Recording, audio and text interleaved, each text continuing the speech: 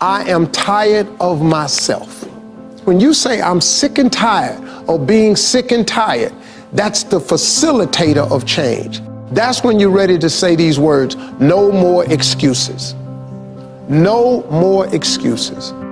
I've never met a person who was not successful that didn't have a great amount of self-discipline within their life. Self-discipline and being able to perform and being able to keep your life on schedule and being able to keep commitments and promises and meet deadlines is essential to success. None of us can afford to have a life that is controlled by someone else or a life that is basically controlled by our emotions. I learned many years ago that there are two kinds of people. There's the type of person who says, I'm going to wait till I feel like it before I do it. And then there's a person who says, I've got to do it so that I feel like it. One will never get anything done because they're still waiting to feel the moment to move. And the other person says, no, I need to move, and then I will begin to feel the moment. Sonia, self-discipline is essential in your life and in my life if we're going to get things done. So I have a challenge for every one of you this weekend. The challenge is simple. As you go through your weekend, and sometimes it's kind of hopefully an easier time of your week, ask yourself, am I practicing self-discipline in my life? Am I doing the things that I should do because I need to do them, or am I kind of waiting to feel the moment? If you don't know this quote, live by it. One can have no smaller or greater mastery than mastery over oneself. That's Da Vinci. Da Vinci did amazing things with his life. I wanted to do equally amazing things with mine. And if that's the game that we're playing, if I can construct my belief system, if I can choose at any moment to believe something that's more empowering than I was believing the moment before, and that will actually find its way into my actions, allow me to do things that I couldn't do the moment before, then it's like that moment in The Matrix where Neo realizes he knows Kung Fu. And that's like, as funny as that is, that's how I think about life. To me, the very fundamental purpose of life is to find out how many skills I can acquire that have utility, and then put that utility to the test in service of something greater than myself. Stop comparing yourself to others. So the first thing you do is stop focusing on other people. Instead, focus on being the best version of you that you can.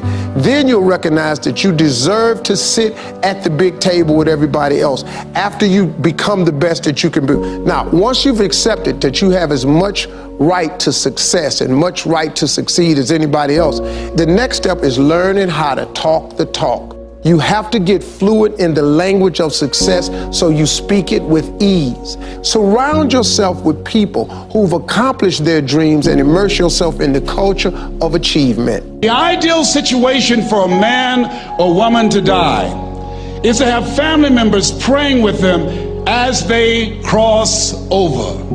He said, but imagine, if you will, being on your deathbed and standing around your bed, the ghost of the dreams, the ideas, the abilities, the talents given to you by life, and that you, for whatever reason, you never went after that dream.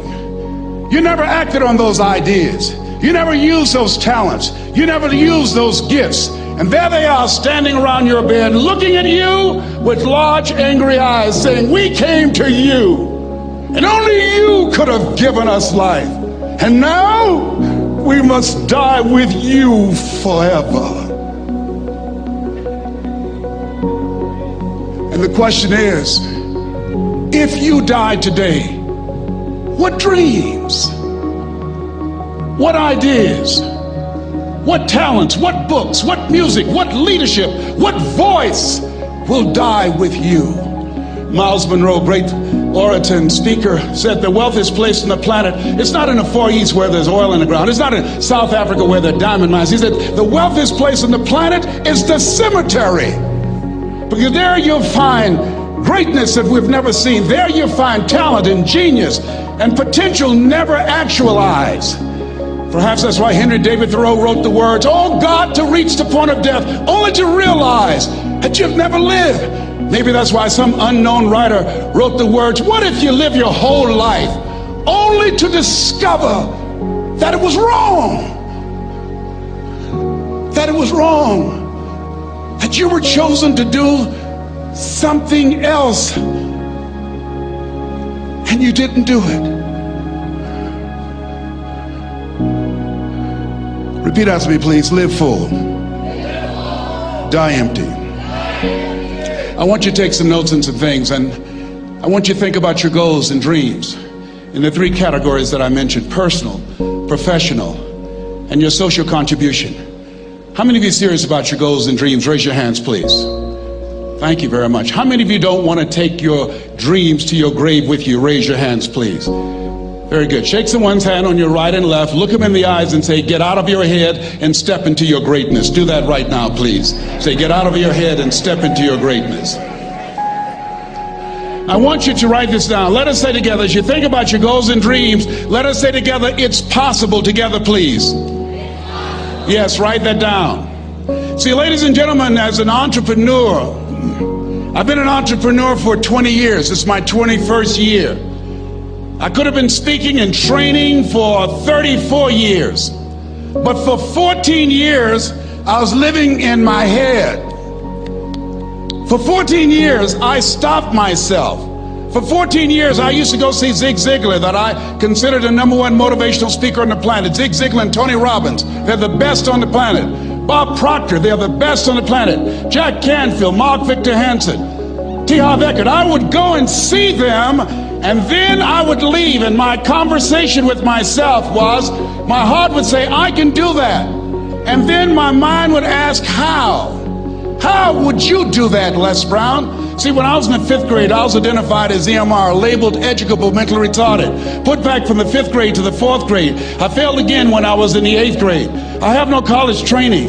And a man changed my life, and I'll never forget his name, Mr. Leroy Washington. He's in his 80s now, and he's blind from glaucoma, but he gave me a different vision of myself. I was in his class waiting on another student. He came in and said, "Young man, go to the board and work this problem out for me." I said, "Oh, sir, I can't do that." I said, "Why not?" I said, I'm not one of your students." He said, "Look at me." "Yes, sir. Go to the board and work the problem out anyhow." I said, "Sir, I can't do that." He said, "Why?" I said, "Sir, because I'm educable mentally retarded, sir. I'm in special education." And the students started laughing. They said, "That's Leslie. That's not Wesley. He's DT. Wesley is the smart twin." He said, "What does DT stand for?" I said, I'm the dumb twin, sir." And as the students laughed at me, he came from behind his desk, he looked at me and he said, "Don't you ever say that again. Someone's opinion of you does not have to become your reality."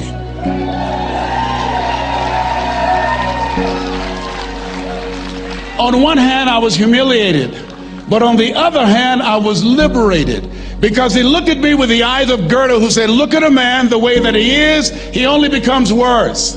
But look at him as if he were what he could be, then he becomes what he should be." And so we developed a relationship. And one of the things that I can just tell you as you think about your goals and dreams, all of us can say in a spirit of integrity that it's possible. That if anybody at any point in time lived their dream, then it's possible that I can live mine. And what I did was, I made a mistake. I looked at my goals and dreams, and my mind said, "How will you do that?" I went from my heart to my mind, and I stayed up there for 14 years. 14 years. I can't bring those 14 years back. Those years are gone. And I've made a mission in my life to help people to stop putting it off and procrastinating. How many ever thought about something you wanted to do and you procrastinated, you talked yourself out of it? Raise your hand, please. There's a proverb that says, if there's no enemy within, the enemy outside can do us no harm. And so, as you look at your goals and dreams, every day we must convince ourselves, we must sell ourselves on that it's possible. Every seminar, every workshop, every book that I've ever read, every speaker that I've ever heard, it interrupted what I was believing about myself. Everything that you do, everything matters. As you go through each day, I know now as I look back at age 63, looking at my life, everything matters. T. Harv is right. How you do anything is how you do everything. And I realized that the choices I was making was based upon how I saw myself. Let us say together, it's necessary. Write that down. It's necessary as you look at your goals and your dreams, it's necessary that you have a strategy and a game plan to change the story that you believe about yourself. And that's an ongoing process. I've discovered, and many people have, that what we do, what we accomplish, what we produce is a result of the story we believe about ourselves. My favorite book says, "Be ye not conformed to this world, be ye transformed by the renewing of your mind." And so as I began to work on myself, I realized that I'm getting out of one story and stepping into another story. As I become aware of some things, there's still some things I'm not aware of. So I'm still growing, I'm still developing. I'm like the lady who said, "Lord, I ain't what I want to be, ain't what I'm going to be, but thank God I sure ain't what I was." But I realized that you have to work on yourself on a regular basis, and write this down, for mental mindset. For mental mindset and stamina. Because things are going to happen to you. I believe that the reason that most people go to their graves with their talents and abilities and skills in them is because of the fact, number one, many are like me. They didn't know that they didn't know and thought they knew. I thought I knew myself, and I really didn't know myself as well as I thought. I've discovered that sometimes people can take you to a place within yourself that you can't go by yourself. The other reason is I was afraid. I never worked for a major corporation. I wanted to speak for corporations. I was afraid I would be exposed because I don't have a college education. I felt inferior because of the fact that I don't have a college education. I allowed that level of fear of failure to stop me. And because I never had an experience in it, I assumed that I could not do it. I was paralyzing myself by believing and assuming the limited part of myself as opposed to believing that I had something special. You have something special. There's something you want to do. Because you don't know how to do it doesn't mean that you can't learn. I like something that I heard. You don't have to be great to get started, but you have to get started to be great. Repeat after me, please. Leap and grow your wings on the way down.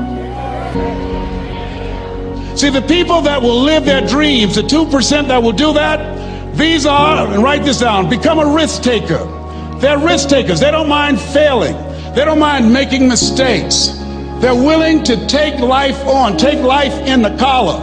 This, God said, if you're not willing to risk, you cannot grow. And if you cannot grow, you cannot become your best. And if you cannot become your best, you can't be happy. And if you can't be happy, then what else is there? I like what Helen Keller said. She said, life is short and unpredictable. Eat the dessert first.